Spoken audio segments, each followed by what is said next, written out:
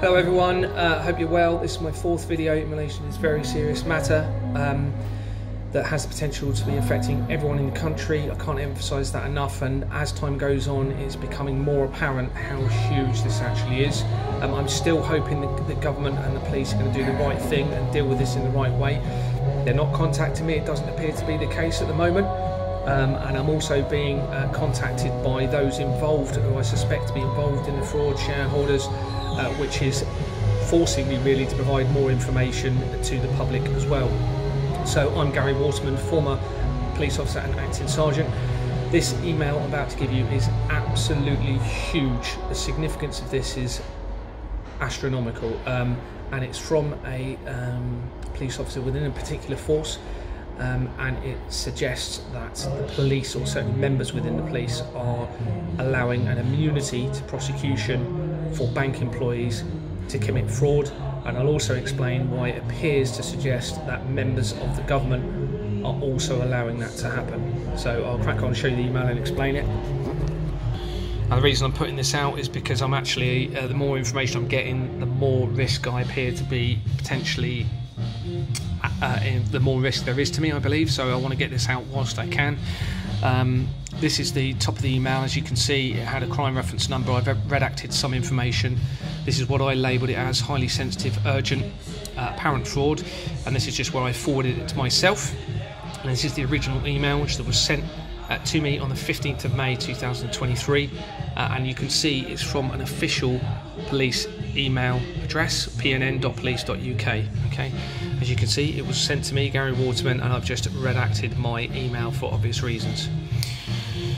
This first section is not particularly relevant to you, but it explains why they feel that there's no fraud, and it explains that this officer, who was the liaison, he's a police constable, and he was the liaison between myself and the fraud triage unit, who are looking into the report that I've made. Now, there is very clearly, apparently, fraud in relation to this. I've explained this to them in detail, and they have sufficient information and documents to be able to confirm and make inquiries that there is fraud. It's certainly very apparent that there is. Anyway, I'm waffling a bit. So down here is the very significant section I need to show you. I'll read it to you and explain it. So it says, I have asked the fraud triage team who deal with banking inquiries to verify this in relation to this. So I'll read you for this bit actually. It says, you have provided what you believe to be doctored documents. They are the apparently forged bank documents that I've just spoken about from the bank, which you believe that a member of staff has been involved with, and a separate investigation is being made by that bank into the matter. Just to let you know, the bank hasn't even responded. Months ago I reported this. They're not even confirming or denying if those documents are authentic. Anyway, we move on.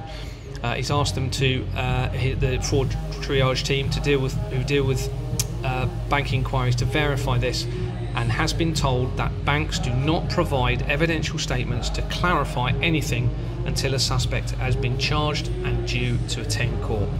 Now, that is so significant, because what that means, being a police officer, I understand it, what that means is there is a loophole which will allow bank employees to have an immunity to prosecution, because you would need the bank to provide an evidential statement saying, I have viewed these bank documents and I can confirm that they are not authentic, as we have checked our records, or something like that. It's a very simple statement. They'd only need to do one statement probably in relation to this, and you would need that for anybody to attend court and be charged, as they've said, to charge somebody to attend court. So what they're saying is they won't get the statement until someone's been charged, but you can't charge them until you've got the statement. Okay, so you can see it's created a loophole of a problem.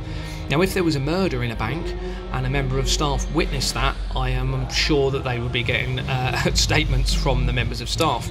Obviously, it's a very different situation. However, I've already explained that this appears to be multi-million pound fraud affecting thousands of people around the country, and this is the response I've had. I'll just read on it. So it says that this is due to the amount of statements that they would be required to provide, i.e. the bank in any case, and then it not be charged with and is of no evidential purpose. Well, you would only need one statement from the bank saying these are not authentic. Now, as long as you can provide a continuity of where those bank statements were from, because I had them, so I've provided that continuity in a statement, and then you have the bank saying they are not authentic, the offence is almost complete.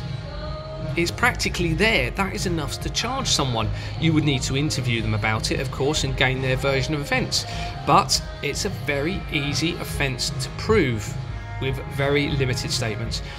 Anyway, I'll go on. It says that the banks will not even look at the statements that we provide, as it is not in their interest until a case goes to court. Of course it's not in their interest, because it will prove that their employees are involved in fraud. Is it in the public interest? Of course it's in the public interest. This could be affecting hundreds of thousands of people and be worth millions, if not billions, pounds worth of fraud. It is so significant. Now, I have sent this email, and I've extracted that section and put it within the body of an email and sent it to the professional service department of the force that are dealing with my complaint, asking them to confirm if this information that one of their colleagues has provided to me and confirm if it is correct or not. I have received no response, and that wasn't one email.